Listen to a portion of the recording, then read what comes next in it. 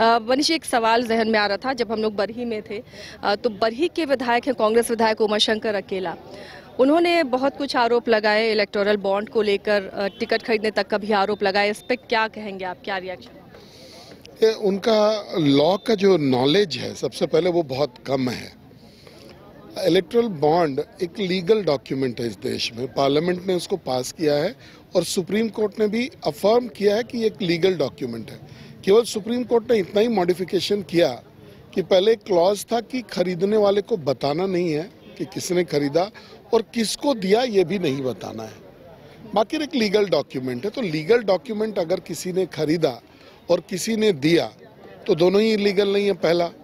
दूसरा, उनको ये भी ज्ञान नहीं है कि हमारा परिवार का, मेरा बेटा 4th जनरेशन एंटरप्रेन्योर है। हमारे दादा बिजनेसमैन थे, हमारे पिताजी बिजनेसमैन थे, हम भी बिजनेस में थे और आज वो 4th जनरेशन बिजनेसमैन है। और कोई चना बेचने का बिजनेस हम लोग मतलब ठेला लगा करके नहीं करते हैं। हजारों करोड़ में हम लोगों ने भारत सरकार को और राज्य सरकार को रेवेन्यू दिया है। तो अगर किसी ने 4 करोड़ का इलेक्टोरल बॉन्ड 2021 में दे दिया तो ये तो कोई बहुत बड़ी बात नहीं है। मेरे श्रद्धा का विषय है कि हम किसी मंदिर में दान करते हैं, किसी और धार्मिक संस्था में दान करते हैं, तो अगर हमारा पॉलिटिकल पार्टी को, अगर किसी को हमने अगर अपना बॉन्ड, इलेक्टोरल बॉन्ड खरीद के दिया तो ये तो कोई बहुत बड़ा विषय नहीं है। लेकिन उसको उन्होंने बहुत बड़ा एक मुद्दा के रूप में पेश किया क्योंकि उनको कानून का ज्ञान नहीं है, पहला। दूसरा चीज, उन्होंने आरोप भी लगाया कि हमने टिकट खरीदने के लिए ये बॉन्ड दिया। तो ये बॉन्ड्स दिए गए थे 2021 में और अभी चुनाव हो रहा है 2024 में। तो कौन सा दल 2021 में अपना टिकट डिसाइड कर लेता है? ये उसकी आस्था थी, उसका अपना मॉरल वैल्यूज। ऐसे भी आप जानते हैं भारतीय जनता पार्टी राष्ट्रीयता की पार्टी है। राष्ट्र धर्म से जुड़ने वाले हर एक लोग, अभी भी हम लोग जो सदस्यता के लिए जा रहे हैं तो लोगों से 5 रुपया, 2 रुपया, 10 रुपया, 1000 रुपया जो भी हो वो कलेक्ट कर रहे हैं। जिसकी जितनी हैसियत उतना वो दे भी रहा है। तो उनके दल में ये सब चीज़ें नहीं हैं तो उनको आश्चर्य लग रहा होगा। ऐसा उनका लॉ का नॉलेज और क्षेत्र में उनकी जो पोजीशन है इस बार भी, वो भी बहुत दयनीय है। उनका शायद एक स्टेटमेंट आपने और नहीं सुना कि इनको पानी से जला के राख कर देंगे। एक नया टेक्नोलॉजी इन्होंने इजाद किया। तो इनका जो मेंटल स्टेटस है वो अब डिस्टर्ब हो गया है। जैसे जैसे दिसंबर नज़दीक आते चला जा रहा है उनका ये जो उनके मस्तिष्क पे दबाव बढ़ता जा रहा है और ये सब अनर्गल बयानें जो है वो सामने आ रही हैं। मनीष जी, इस बार एक ये भी ट्रेंड चल रहा है, उलगुलान देखिए रैली होने वाली है और वहाँ से मंच से एक ही बात होगी।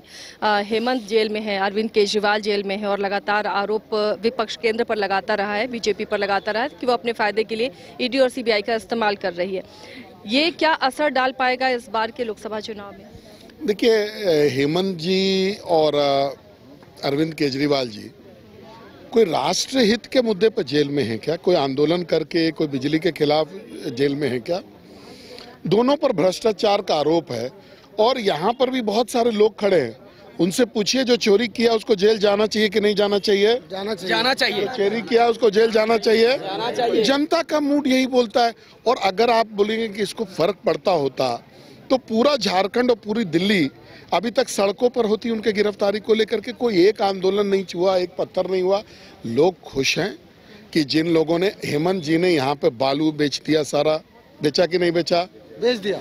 कोयला पूरा बिक गया, पत्थर पूरा बिक गया, जमीन की लूट हुई और विशेष करके आदिवासियों की जमीन की लूट हुई। तो लोग अंदर आत्मा से मोदी जी को दुआ दे रहे हैं कि उन्होंने एक भ्रष्ट नेता को जेल भेजने में का काम किया है। उलगुलान में जो ये सभी महारथी जुटेंगे, इसका कोई असर नहीं दिखेगा? देखिए, अगर किसी चोर के बचाव में देश के सारे चोर अगर जमा हो जाते हैं तो ईमानदारों पर कोई फर्क नहीं पड़ेगा, ऐसा आप मान सकती हैं। तो चलिए, इससे फर्क नहीं पड़ेगा मनीष जायसवाल जी को या बीजेपी को। लेकिन वोटिंग परसेंटेज को अगर देखें, पहले चरण का चुनाव हुआ मनीष जी, उसमें आप कर लीजिए, सवाल जवाब होते रहेंगे। तो वोटिंग परसेंटेज बहुत कम रहा इस बार। तो क्या ये फेवर में है एनडीए के या फिर थोड़ी मशक्कत और करनी पड़ेगी? देखिए, लोकतंत्र में जो सबसे बड़ा ये होता है, पावर होता है, वो वोट का होता है। और हम लोग वकालत करते हैं, कौन जीते कौन हारे, किसके पक्ष में किसके विपक्ष में, ये डिफरेंट चीज़ है। लोकतंत्र का जो खूबसूरती है वो वोट है, तो लोगों का वोट का परसेंटेज अच्छा होना चाहिए। अभी बंगाल ने 83% वोट किया है, यूपी ने भी 60% से ऊपर वोट किया है, तो ये गुड सिम्टम्स हैं। बिहार में जो है पोलिंग परसेंटेज कम रहा है, वो चिंता का विषय है। हम लोग अपील करेंगे झारखंड के लोगों से भी कि यहाँ पर अपना जो पोलिंग परसेंटेज है, जो उनके अधिकार का चीज़ है, आपके अधिकार से ही आपके 5 साल का भविष्य सुधरता है। आप वोट देते हैं तो अगला 5 साल आपका सुरक्षित रहता है, तो आपको जरूर देना चाहिए वोट। आप गर्मी हो, बरसात हो, जैसे आप अपना अन्य काम करते हैं उसी प्रकार से आपको निकल करके वोट भी देना चाहिए। ये हम आपके माध्यम से लोगों से अपील करेंगे।